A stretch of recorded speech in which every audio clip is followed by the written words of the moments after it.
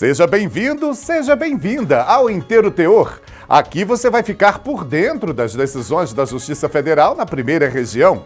Não sai daí! Tribunal Regional Federal da Primeira Região garante indenização a idoso, vítima de fraude em empréstimo consignado. TRF da Primeira Região anula a dívida de correntista. Ela teve o nome negativado depois que o banco cobrou taxas indevidas.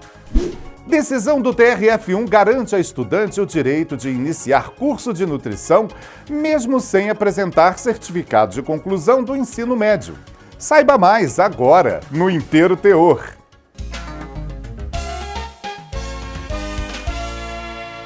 Crédito consignado é uma forma de empréstimo feito por meio de um convênio do INSS com os bancos.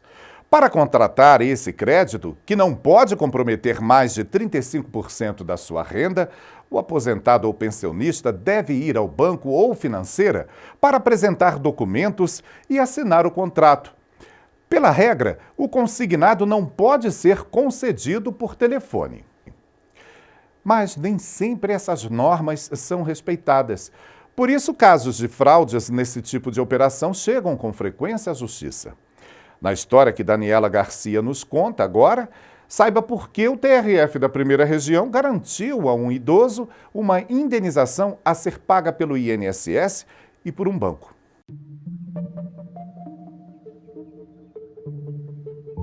No Brasil, a cada 16 segundos ocorre uma tentativa de fraude. Isso é o que mostrou o indicador do Serasa em 2017. O setor de telefonia foi o mais afetado, com mais de 700 mil registros. Dados de consumidores são usados por criminosos para comprar, por exemplo, aparelhos de celular. É a porta de entrada para golpes maiores, porque eles conseguem um comprovante de residência e, assim, abrem contas em bancos para pegar cheques, cartões de crédito e fazem até empréstimos bancários em nome das vítimas. E para quem teve o nome envolvido no golpe sem ter culpa alguma, fica a dor de cabeça para resolver tudo. No Pará, um aposentado recorreu à justiça para reparar o dano sofrido. Ao receber o benefício, ele viu que havia um desconto indevido de R$ 347. O idoso procurou o INSS e recebeu a informação de que se tratava de uma das parcelas do empréstimo realizado em um banco. O total da dívida era de quase R$ 8 mil. Ele disse que não havia feito nenhum empréstimo. Depois, se verificou que o débito foi aprovado após uma solicitação por telefone em nome do autor, sem conferência do documento de identidade e sem qualquer contrato assinado. Após determinação judicial, o INSS suspendeu os descontos e devolveu os valores debitados durante 2 meses.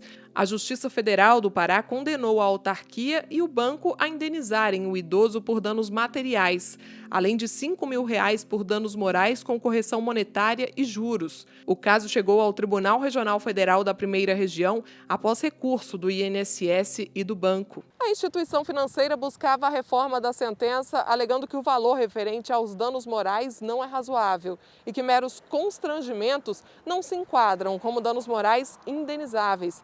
Afirmou ainda que também foi vítima do golpe. O INSS, por sua vez, argumentou que suspendeu os descontos indevidos, que não teve a intenção de causar dano ao aposentado e que sequer contribuiu para a ocorrência do problema. Argumentos rejeitados pela 6ª turma do tribunal. O relator, desembargador federal João Batista Moreira, destacou que o homem ficou privado indevidamente de usufruir de sua remuneração integral por um período e que o prejuízo moral é proporcional à importância que o valor da aposentadoria tem para uma pessoa idosa e de poucos recursos. Este advogado explica que os bancos e outras empresas precisam ter atenção e tomar certos cuidados para evitar situações como essa. Em se tratando de uma relação jurídica onde existe a presença de fornecedores de produtos ou serviços, como no caso de bancos, e de gestores públicos, como no caso do INSS, repousa sobre eles a obrigação de fazer o controle e a gestão da veracidade das informações que são apresentadas, das mais variadas formas que são possíveis. Seja a conferência do próprio instrumento contratual assinado, o documento específico da parte, contato com ela para fins de confirmar efetivamente a realização desse negócio e, caso não cumpra com todas essas exigências, obrigatoriamente deverão responder de modo solidário, ou seja, conjuntamente, sobre todos os danos que venham a sobrevir acerca do consumidor.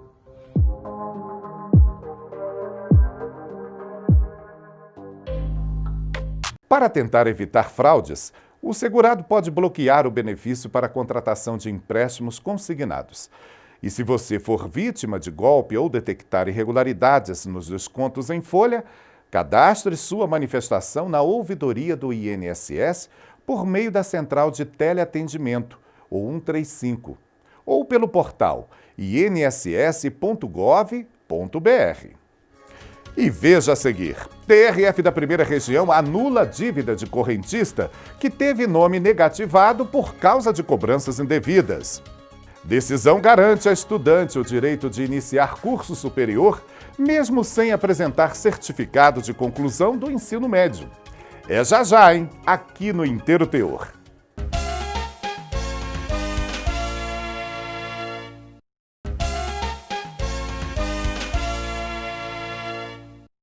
O Inteiro Teor fala agora sobre as polêmicas taxas bancárias.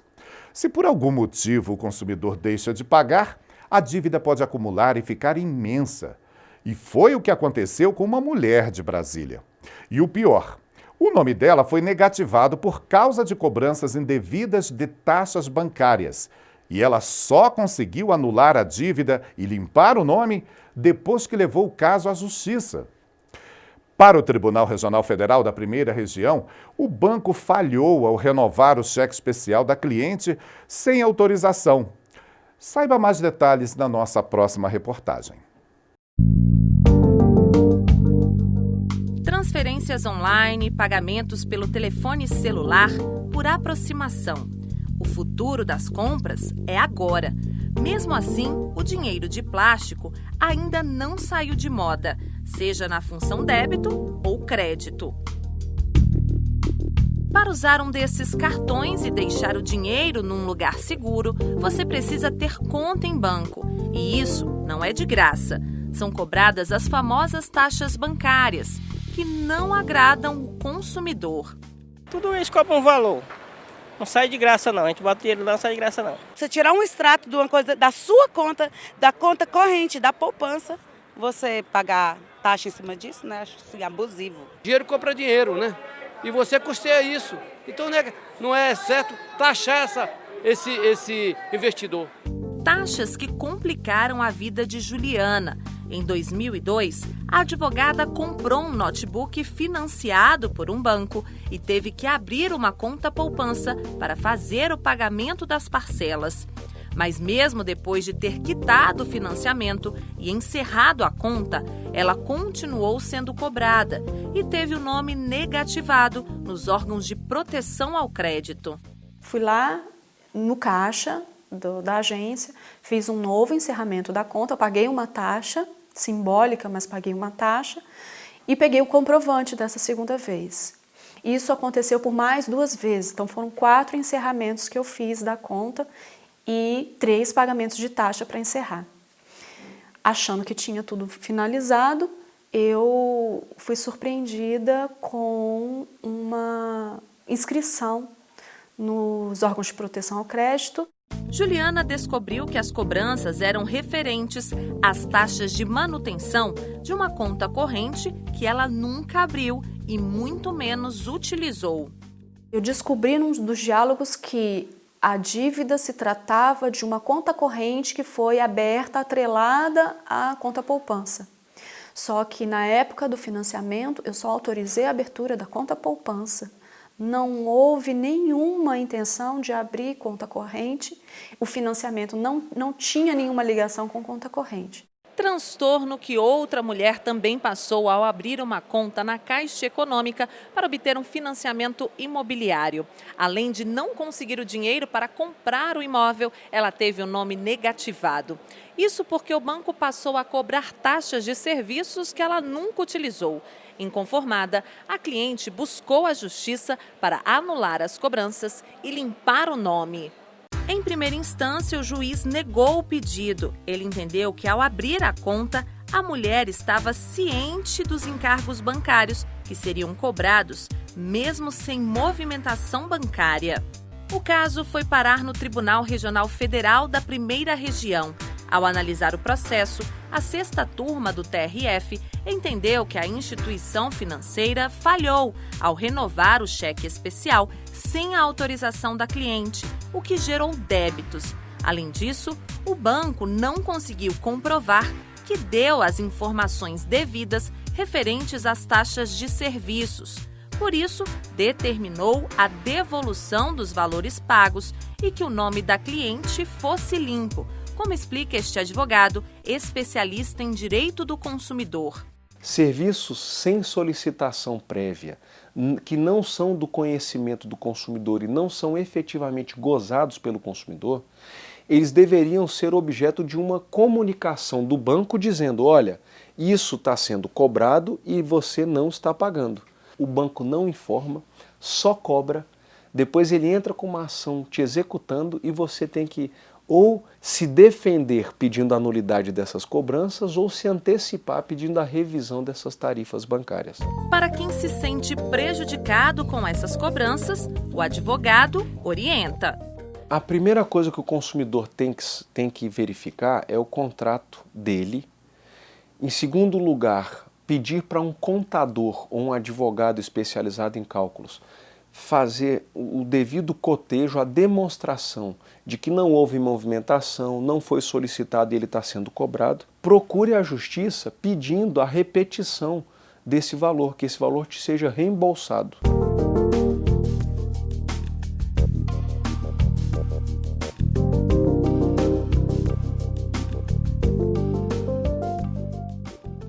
Não resta dúvida de que a educação é essencial para a formação humana. E, por isso, é justo que os profissionais da área sejam valorizados e que haja recursos para investimentos. Mas, como quase nunca é assim, a categoria frequentemente precisa reivindicar melhores condições de trabalho e aumento de salário. O problema é quando paralisações e greves acabam prejudicando os alunos. Um estudante do Piauí, por exemplo, teve que recorrer à justiça para garantir seu direito de entrar na universidade. Uma greve dificultou seu acesso ao certificado de conclusão do ensino médio. Quem dá mais detalhes é Daniela Garcia. A Constituição de 88 garantiu o direito de greve aos trabalhadores. O artigo 9º trata exatamente deste assunto. E é comum ver categorias entrarem em greve no país inteiro. São reivindicações por melhores salários, condições de trabalho, estrutura e outras garantias. A greve ela é assegurada pelo artigo 9º da Constituição Federal e regulamentada pela Lei 7783 de 89, a chamada Lei Geral de Greve. Em 2007, o Supremo Tribunal Federal, ao julgar mandado de junção sobre o tema, estendeu a aplicação naquilo que for pertinente da Lei Geral de Greve aos serviços públicos, também ao servidor público, portanto. Bom, em apertada síntese, a Lei Geral de Greve estabelece que a greve ela deve ser realizada por conveniência e oportunidade dos próprios empregados, ou seja, eles decidem sobre a realização da greve, elas devem ser precedidas de uma tentativa de negociação com o empregador e ela deve ser realizada de forma pacífica. Mas é inevitável, esse direito também acaba gerando alguns transtornos para a população. No caso das escolas, por exemplo, a suspensão temporária das aulas para quem está terminando o ensino médio pode trazer problemas ainda maiores. No Piauí, um estudante aprovado em nutrição na Universidade Federal do Estado teve a matrícula negada porque não apresentou o certificado de conclusão do ensino médio. O documento não foi entregue por causa de uma greve na instituição. O aluno então entrou com uma ação na Justiça Federal para garantir a matrícula no ensino superior. O caso chegou ao Tribunal Regional Federal da Primeira Região e a 6ª turma destacou que não é razoável impor ao candidato aprovado os prejuízos decorrentes da impossibilidade de apresentar o certificado por motivos alheios à sua vontade, no caso, greve da escola. O colegiado, portanto, confirmou o entendimento de que o estudante deve sim ter a matrícula efetuada no curso de nutrição, mesmo sem apresentar o certificado de conclusão do ensino médio. E a gente termina o programa convidando você para visitar nosso portal e acompanhar o TRF1 nas redes sociais, Facebook, YouTube e Instagram. Até o nosso próximo programa. Tchau!